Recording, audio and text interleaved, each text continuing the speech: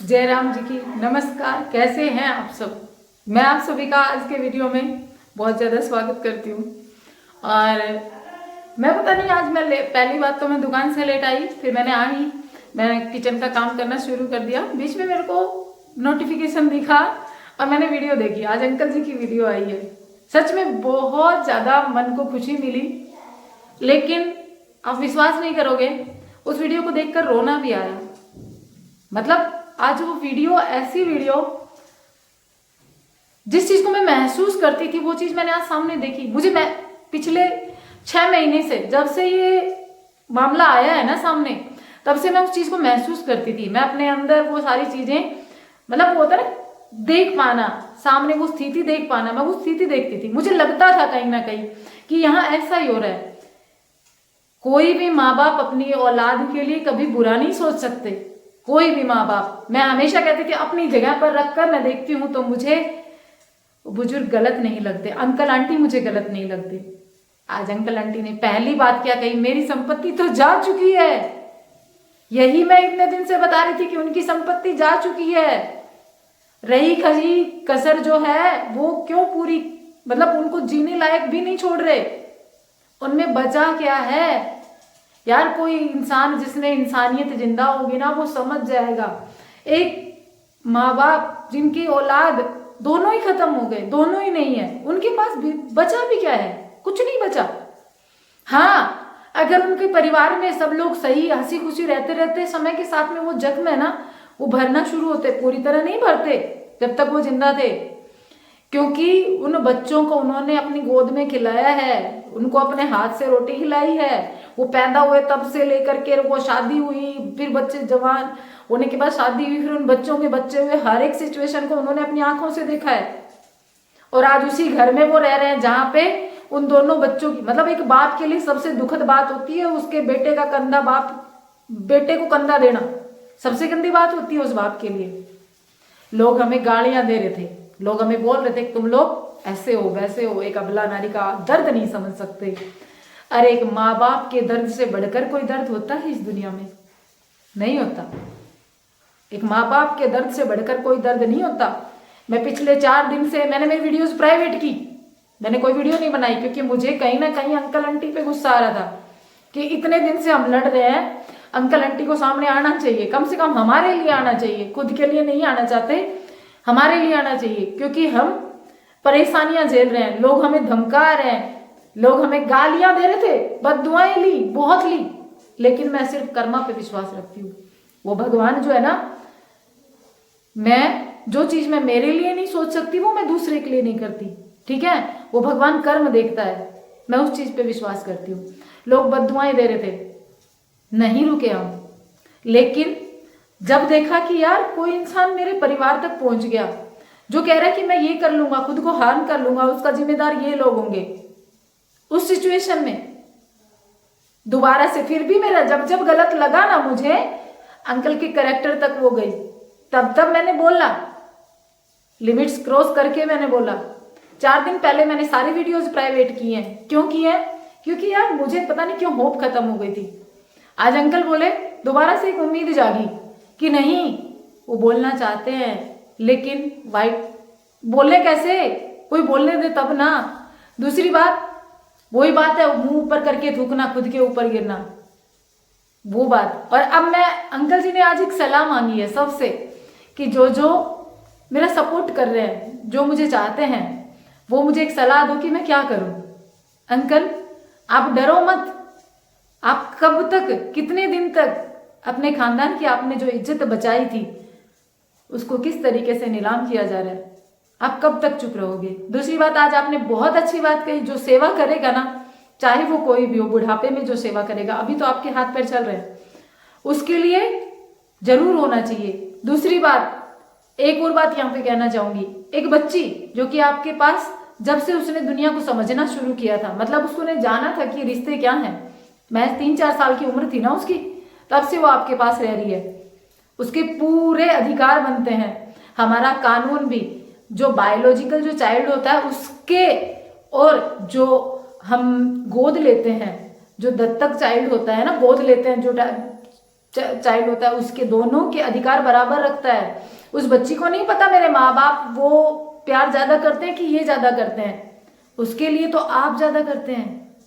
तो वो आपके प्यार में आपने फर्क नहीं किया, तो ये संपत्ति में भी फर्क नहीं होना चाहिए। उस बच्ची का पूरा अधिकार है आपके घर के ऊपर। आपके 2 बेटे थे, तीसरी वो थी, उन बेटों के बाद में इस घर में वो आई थी, बहू बाद में आई है।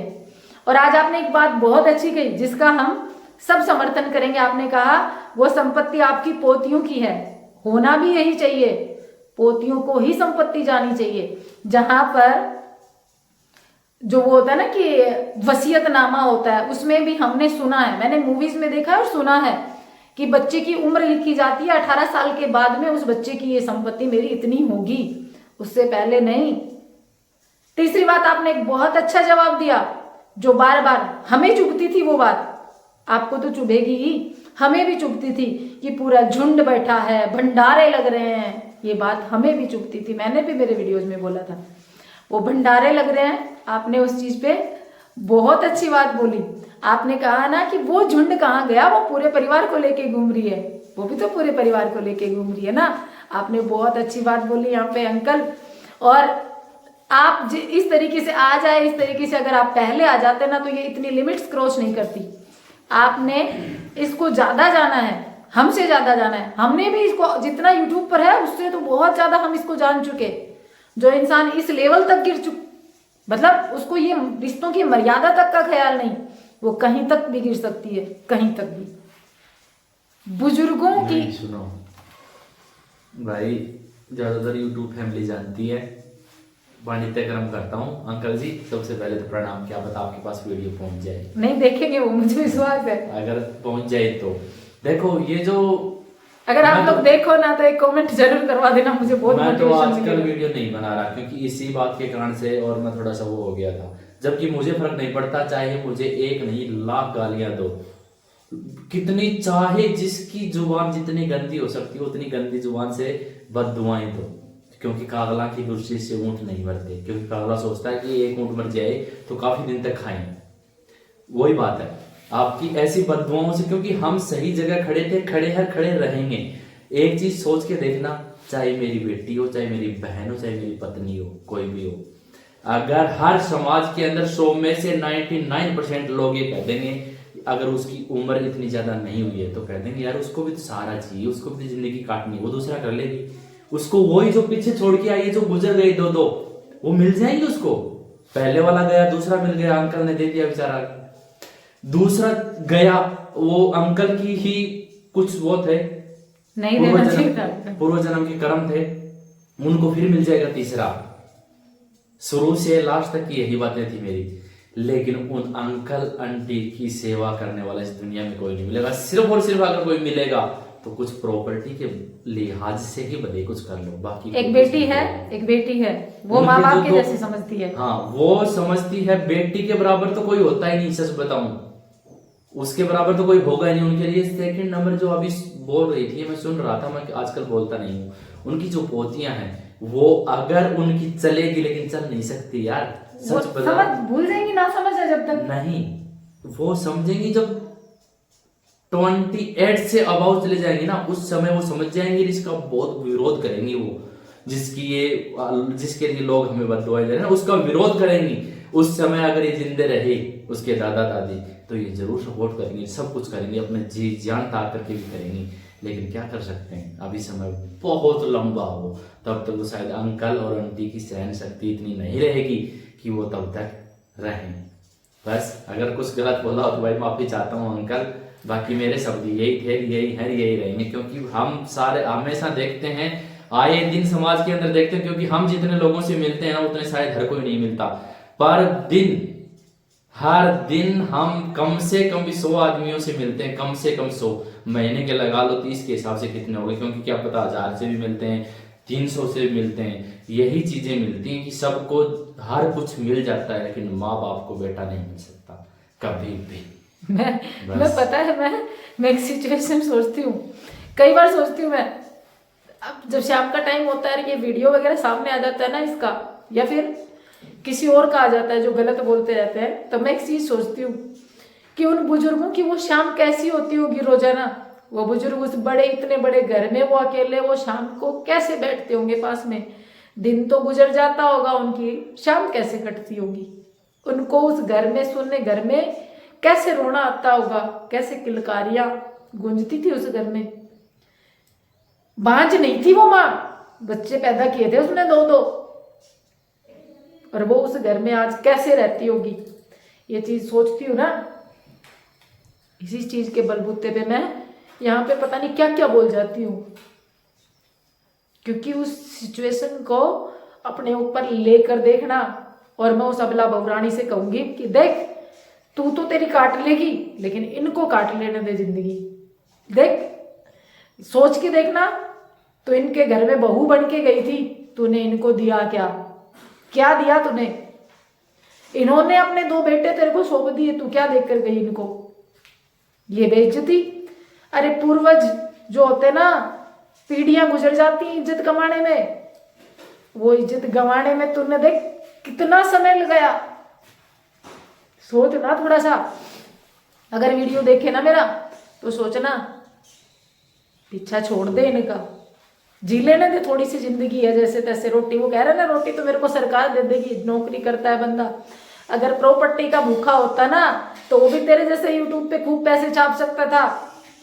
हम भी यूट्यूब पे काम करते हैं, हमें पता है यूट्यूब क्या देता है। इतनी बेचारी नहीं है तू, नहीं तो दुनिया की उम्र गुजर जाती है घर और गाड़ी लेने में। सबको दिखता है, लेकिन फिर भी लोग देखना नहीं चाहते।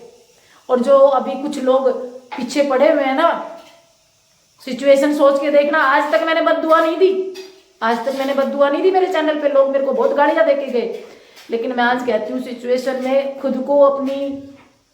खुद को उनकी जगह पर रख कर देखना।